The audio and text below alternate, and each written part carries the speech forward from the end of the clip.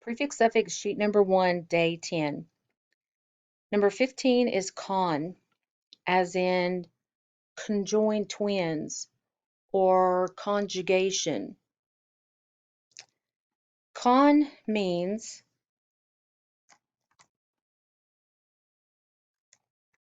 together. So if you think of conjoined twins, they are joined together. Synthesis.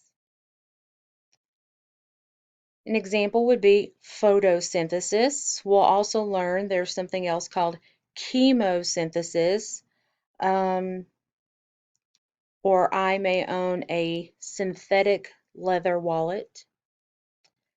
So synthesis means